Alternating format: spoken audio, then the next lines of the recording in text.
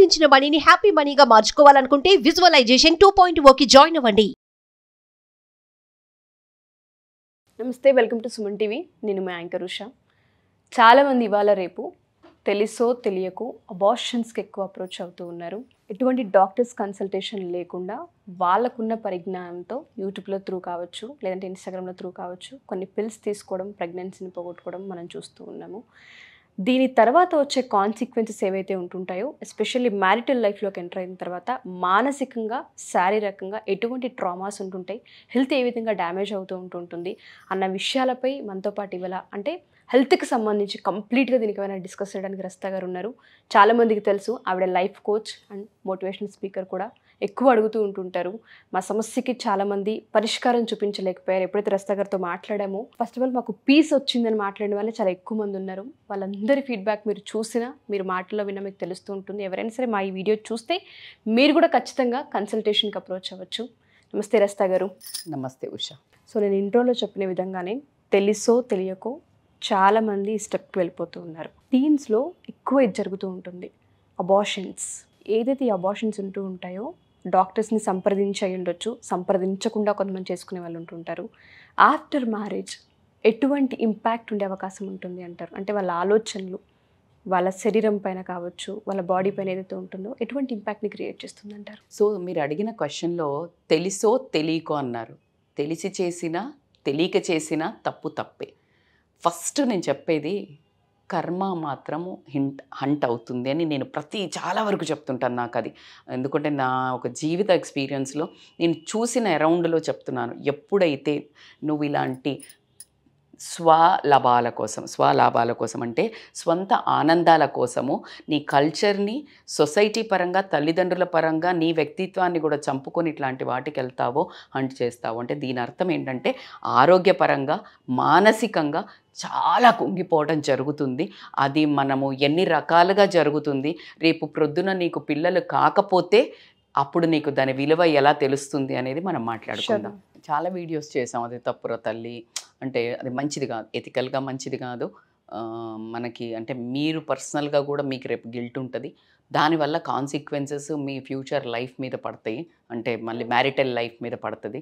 ఇలా అంతా చాలా చెప్పుకుంటూ వస్తున్నాం మనం డిఫరెంట్ యాంగిల్స్లో. ఈరోజు మీరు చెప్పే అది ఫిజికల్గా అండ్ ఎథికల్గా అన్నీ కలిపి ఒక బ్యూటిఫుల్, మీరు మాతృత్వం అనే ఒక పెద్ద పవర్ఫుల్ వర్డ్, దానికి ఒక అనుభూతి, అది ఒక అనుభూతి, ఒక ఆదరణ చాలా ఉంది దాని వెనకాల. అసలు జీవితం నడవటానికే ఒక అమ్మ అనేది. ఇప్పుడు ఈరోజు ఆ పిల్లలు ఎవరైతే మనం అనుకుంటున్నట్టు తెలిసి తెలియని వయసులో, తెలిసి తెలియని తనంతో అన్నీ తెలుసు అనుకొని మేం చేసేదే కరెక్ట్ అనుకొని చేసే ఒక ప్రక్రియలో జరిగే విపరీతం రేపు పొద్దున వాళ్ళ జీవితంలో ఎంత ఇంపాక్ట్ గురవుతుంది. ఈ ఎస్పెషల్లీ మీరు అన్న పాయింట్ చాలా వీడియోస్లో ఇట్లా ఫిజికల్కి వెళ్ళిపోతున్నారు, బరి తెగించారు అని కొంతమంది వేరే వాళ్ళు మాట్లాడటము, మనం కూడా దాన్ని కొంచెం సాఫ్ట్గా అయినా కొంచెం కరుగ్గా అయినా నేను దాన్ని ఏకీభవించడం అయితే జరిగింది. అది ఎవరైనా, ఏ పెద్దవాళ్ళైనా వాళ్ళ పిల్లల వయసులో ఉండి కొంచెం కల్చర్గా పోయే ఎథికల్గా ఉన్న అమ్మాయిలైనా అబ్బాయిలైనా, మాకు తెలిసిన అమ్మాయిలే ఇలా తిరుగుతున్నారు మేడం వీళ్ళను అని నాకు పర్సనల్గా ఇన్స్టాలో మెసేజ్ పెట్టారు.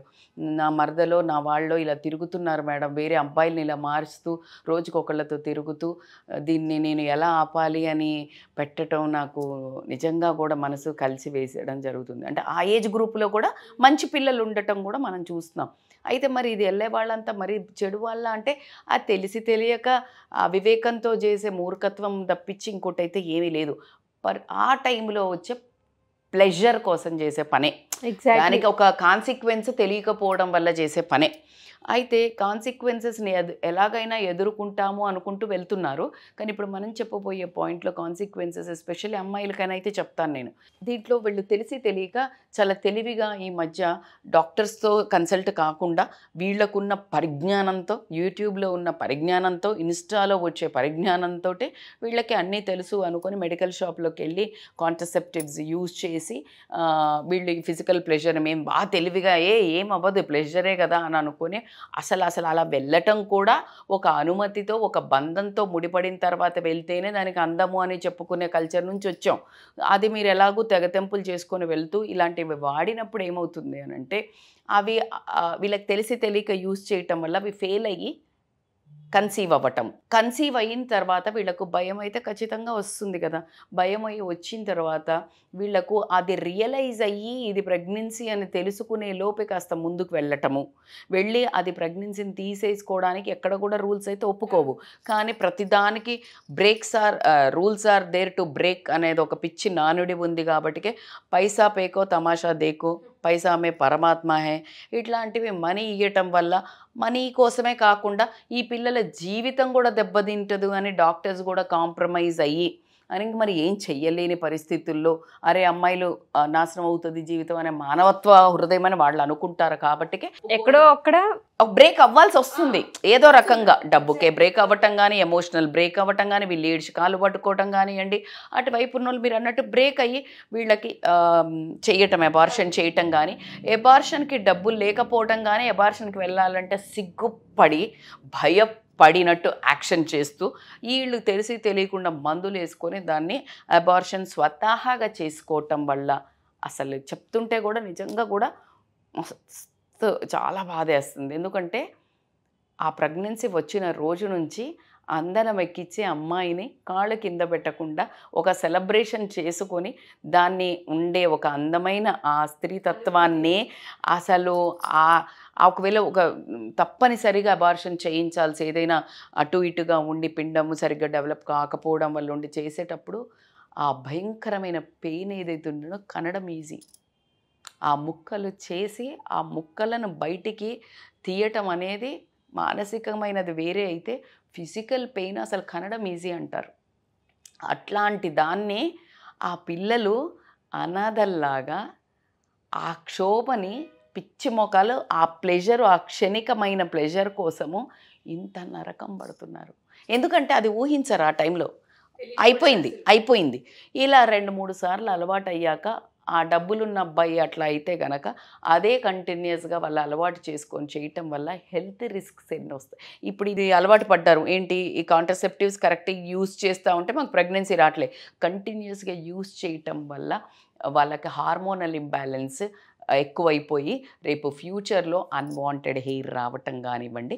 నేను ఇప్పుడు హెల్త్ రిస్క్స్ చెప్పబోతున్నాను. హెల్త్ రిస్క్స్ ఏంటంటే, ఒకటి ఇట్లా ప్రెగ్నెన్సీని ఊరికే క్యాన్సిల్ చేసుకోవటం, లేకపోతే కంటిన్యూస్గా యూజ్ చేయటం వల్ల వీళ్ళకి ఏమవుతుంది అని అంటే అబార్షన్ చేయించుకున్నారు కానీ లాక్టేషన్ అంటే పాల గ్రంథులు, మెమేరియన్ గ్లాండ్స్ అంటారు, అవన్నీ యాక్టివేట్ అయిపోతాయి ఉషా. అందుకనే మీరు గమనిస్తే కొంతమందికి ఒకటి ఇదే రీజన్ అనను నేను, ప్రెగ్నెన్సీ వచ్చి క్యాన్సిల్ అయిన వాళ్ళకి అనను, ఈ పిచ్చి ఫుడ్, ఇది జంక్, ఇంజెక్షన్స్ ఇచ్చిన ఫుడ్ ఇదంతా తినటం వల్ల మీరు గమనిస్తే చాలామంది అమ్మాయిలది బ్రెస్ట్ అన్వాంటెడ్గా పెరగటము, తక్కువ పెరగటము, అన్వాంటెడ్ హెయిర్ రావటము, అట్లా కాకుండా నాజియా రావటము, అట్లాగే వెయిట్ గెయిన్ అవ్వటము విపరీతంగా జరుగుతుంది. వీళ్లకు ట్యాన్ రావటము. సో ఇప్పుడు ఎట్లా అయిపోయిందంటే అసలు ప్రెగ్నెన్సీ వచ్చింది కన్నా తల్లికి కూడా తెలియదు.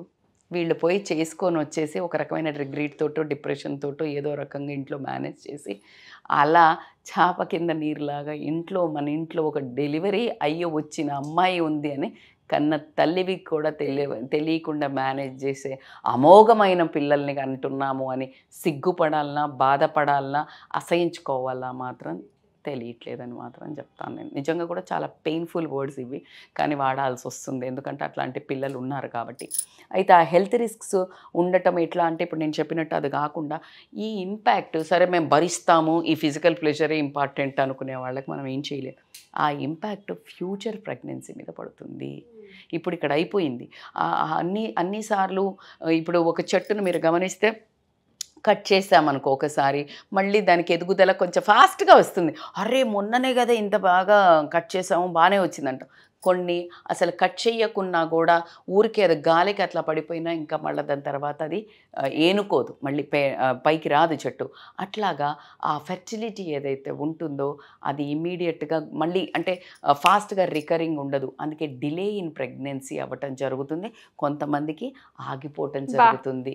అది నువ్వు చేసిన అవివేకంతో చేసిన ఓ పిచ్చితనమైన పనితోటి నీకు అసలు జీవితంలో నువ్వు కావాలన్నప్పుడు అది దొరకదు. మనం చాలా విషయాల్లో చెప్తాం, నిన్ను కోరుకునే ప్రేమ దొరికితే దాన్ని ఆస్వాదించు, నిన్ను కోరి దాని గురించి అన్నట్టు నీకు అవసరం లేనప్పుడు నువ్వు ఎప్పుడైతే దీన్ని కోరుకున్నావో అవసరమైనప్పుడు నీకు అది దక్కదు, పొరపాటును కూడా ఇవ్వడు. చాలామందికి మనకు ఒక ఎగ్జాంపుల్, అన్నము వేస్ట్ చెయ్యక నీకు అన్నం దొరకకుండా అవుతుంది.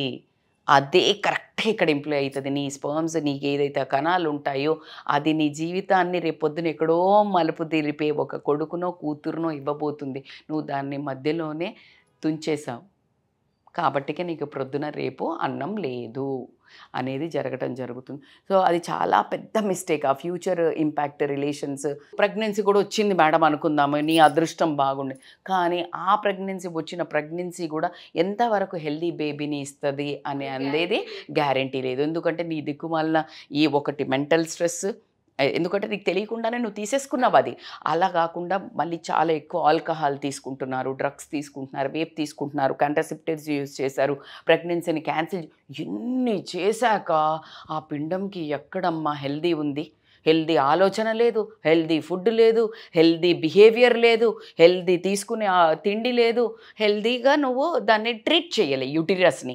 సో కాబట్టికే ఆ ఫీటల్ డెవలప్మెంట్ ఏదైతే ఉంటుందో వాళ్ళు మెంటల్గా పుట్టొచ్చు, లేదు ఫిజికల్లీ డిసేబుల్డ్గా ఆర్గాన్స్ ఏమన్నా దెబ్బతీయవచ్చు. కాబట్టికే నీ యొక్క దరిద్రమైన ఒక సుఖ సంతోషాల కోసం మళ్ళీ రానున్న పిల్లను నువ్వు వాళ్ళని కానీ ఎట్లాగో వాళ్ళకి ఇబ్బంది అయితే తెస్తున్నావు, కానీ జీవితాంతం నీకు మాత్రం నరకమే. నువ్వు చేతులారా ఇబ్బంది చేసుకోవటం అవుతుంది. సో ఇట్లా అదే అంటే ఈ డిజేబుల్డే కాకుండా, అంటే నీకు ఇట్లాంటి డిజేబుల్డే కాకుండా ఒకవేళ కన్సీవ్ అవ్వంగానే కొంతమందికి ఈ ప్రెగ్నెన్సీలో యూటిరస్ని చాలా డిస్టర్బ్ చేసావు కదా, అది నువ్వు కూర్చోగానే అంటే ఎట్లా చెప్తారంటే జారిపోయింది, ఆ ప్రెగ్నెన్సీ వచ్చిన రోజు నుంచి సెన్సిటివ్ ప్రెగ్నెన్సీ, కాలు పైకి పెట్టుకొని ఉండండి, లేకపోతే బ్లడ్ క్లాట్స్గా పడిపోవడము, చాలా రకరకాలమైన ఇష్యూస్ రావడము, నీ ప్రెగ్నెన్సీ హెల్దీగా ఉండకపోవడం, నువ్వు ఆ ప్రెగ్నెన్సీలో నీకు డయాబెటీస్ రావడము, థైరాయిడ్ రావడము, నెంబర్ ఆఫ్ హెల్త్ డిసీజెస్ అయితే రావడం జరుగుతుంది. కాబట్టి ఆలోచించి అడుగు వేయాలని అయితే మనం ఖచ్చితంగా చెప్తాము. ఇవన్నీ ఒక ఎత్తు అయితే ఎమోషనల్ అండ్ సైకాలజీ మీద మస్తు డిఫరెన్స్ పడుతుంది. వీటికి ముందు ఇంకొకటి ఎమోషనల్గా ఎట్లా పడుతుందంటే బేసికల్గా ఉషా ఏమవుతుందంటే స్ట్రెస్ అండ్ యాంగ్జైటీ వస్తుంది, పానిక్ అటాక్స్ వస్తాయి చాలామందికి ప్రెగ్నెన్సీగా అంటారు. వీళ్ళకి ఏదైతే మధురానుభూతిగా జరగాల్సింది ట్రామాటికల్గా జరుగుతుంది. ఈ మధురానుభూతి అనే ఒక ఇంపాక్ట్ ఆ టైంలో చాలా ఫిజికల్ చేంజెస్ జరుగుతుంటాయి, ఎమోషనల్ చేంజెస్ జరుగుతుంటాయి, హార్మోనల్ చేంజెస్ జరుగుతాయి అని చెప్తాం. అది ఎప్పుడైతే ఆనందమైన అనుభూతికి పోయే బదులు వీళ్ళకి ట్రమెటిక్ జరుగుతుంది. ఎట్లా జరుగుతుంది మేడం ట్రమెటిక్ అంటే, ఒకటి రిగ్రెట్ జరుగుతుంది. ఎప్పుడు రిగ్రెట్ జరుగుతుంది అయితే, నీకు ఎప్పుడైతే ఆ ఫిజికల్గా ప్లెజర్ ఇచ్చిన అతను నిరాకరించటం కానీ ఆ ప్రెగ్నెన్సీని, నువ్వే ఒక గలీజ్ దానివి, నువ్వే ఇట్లా చేసావు, ఏం చేసుకుంటావో చేసుకో అని నిన్ను హర్ట్ చేయటం కానీ, ఇలాంటి ఒక బ్యాడ్ ఎక్స్పీరియన్సెస్ అయినప్పుడు నీ ఒక ఎమోషనల్ దాని మీద చాలా గట్టిగా కొట్టడం అవుతుంది. ఆ పచ్చి పుండుతో ఉన్న ఆ టైంలో అసలు గుడ్డ కట్టి నీకు గాలి తగిలితే నీకు ఇబ్బంది అవుతుందని తల్లి, నిన్ను కన్న తల్లి నిన్ను అరచేతుల్లో పెట్టుకొని అన్నం తినిపిస్తూ నువ్వు ఏం తినాలి ఏం చెయ్యాలి అని ఒక డిజైన్ చేసేయాలి. అటువంటి అందమైన ప్రక్రియను నువ్వు అడ్డదిడ్డంగా పిచ్చిగా చేయటం వల్ల ఆ టైంలో నీకెవ్వరూ సహకరించట్లేదు. నిన్ను అలా చేసిన వాడు సహకరించట్లేదు, నీకు ఇలాంటి ఫుడ్ విషయంలో నీకు కేర్ లేదు. అయ్యే వరకు నువ్వు ఎమోషనల్లీ బ్రేక్ డౌన్ అవ్వడము, సైకలాజికల్గా డిప్రెస్ అవ్వటము, నిన్ను నువ్వు నిందించుకోవటము, లేకపోతే రాటుదేలిపోవడం, ఇలాంటి వైబ్రెంట్గా జరగటం వల్ల బిహేవియర్స్ తోటి జరగడంతో నీకు మగజాతి మీద భయంకరమైన అయ్యి, నీ బాడీ మీద కూడా నీకు ఒక ఎవడు వాడితే ఏంటి అలాంటి రకరకాల స్ట్రీమ్స్లోకి వెళ్ళటము, లేదు రిగ్రెట్ అయ్యి డిప్రెషన్లోకి అయిపోయి ఒక మొగాడిని నమ్మలేకపోవటము, అలాగే ఆ మాతృత్వం ఎప్పుడైతే దెబ్బతిన్నదో వాళ్ళకి మళ్ళీ ఒక పిల్లలు పుట్టినా వాళ్ళ మీద మమకారం రాకపోవడం, ఇట్లా రకరకాల యాంగిల్స్లో రకరకాల బిహేవియర్ వచ్చేసి వచ్చేసి తన జీవితము తన కంట్రోల్లో లేకుండా అయితే అవుతుంది. దాని తర్వాత వాళ్ళకి ఎప్పుడు కానీ ఇలాంటి టాపిక్స్ విన్నా, ఇలాంటిది ఎవరైనా మాట్లాడినా నేను ఇలా చేశానే అనే ఒక రిగ్రెట్ జీవితాంతము హాంట్ చేస్తుంది. వెనకాల నీడ ఎలాగైతే హాంట్ చేస్తుందో నీ చీకటి చరిత్రను, డార్క్ సీక్రెట్స్ అంటారు వీటిని.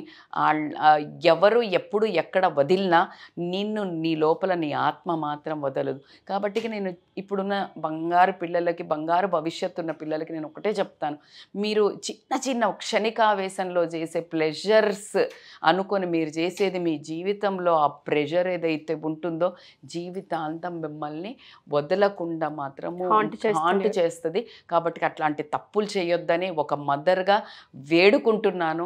ఫిజికల్ ప్లెజర్కి వెళ్ళకండి. ప్రేమ తప్పు అని నేను చెప్పను, ప్రేమ వరకు ఓకే. ఆ ప్రేమ మిమ్మల్ని రేపు పొద్దున తలెత్తుకునేటట్టు చెయ్యాలి, కానీ తలదించుకునే పనులు మీ కళ్ళలో మీరు తలదించుకునేవి చేయకండి. ఎలాగూ తలదించుకునే పనులు తల్లిదండ్రులకు చేస్తున్నారు, మిమ్మల్ని మీరు ఆరోగ్యంగా దెబ్బతీసే పనులు కూడా చేయొద్దని అయితే వేడుకుంటున్నాను నేను. Wonderful ma'am. చాలామందికి తెలియదు, తెలిసి చేస్తున్నారా తెలియదు చేస్తున్నారన్న విషయాలు పక్కన పెడితే ఒక మాతృత్వాన్ని మాత్రం దెబ్బ తీసుకుంటున్నారు, హెల్త్ కంప్లీట్గా స్పాయిల్ చేసుకుంటూ ఉన్నారు. Wonderful narration. ఇప్పటికిప్పుడు అనిపించిన ఆలోచన ఏంటంటే, చాలామంది ఆడపిల్లలు ఇవాళ జనరేషన్లో ఇటువంటివి ఫేస్ చేసి కొంతమంది ఉంటూ ఉంటారు. తెలియదు వాళ్ళకి ఎవరిని కన్సల్ట్ అవ్వాలో. మీరు అన్నట్టుగానే ఎమోషనల్గా ఆగిపోతుంటారు.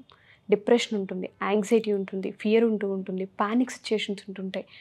ఎవరికి చెప్తే పరువు పోతుందో అని, లేదంటే క్యారెక్టర్ లేదంటారని భయపడుతూ ఉంటారు. అలాంటి వాళ్ళకి మీరు ఎప్పుడు చెప్తారు ఎటువంటి జడ్జ్మెంట్ లేకుండా ఉండేది సైకాలజిస్ట్, మీరు వచ్చి సంప్రదించవచ్చని? వాళ్ళు ఎవరైనా ఖచ్చితంగా మన వీడియో చూసి ఒకసారి కన్సల్ట్ అవ్వాలి అనుకుంటే, అది హెల్త్ వైజ్గా కావచ్చు, ఎందుకంటే మీరు డైట్ ఇస్తూ ఉంటుంటారు, వాళ్ళకి కొన్ని ఎక్సర్సైజ్ చెప్తూ ఉంటుంటారు, యోగాలో కొంత థెరపీ మీరు చేస్తూ ఉంటుంటారు. కాబట్టి కౌన్సిలింగ్ కావచ్చు, ఫుడ్ వైజ్గా కావచ్చు, యోగా పరంగా చూసుకుంటే థెరపీ వైజ్గా కావచ్చు, మిమ్మల్ని కలవచ్చా?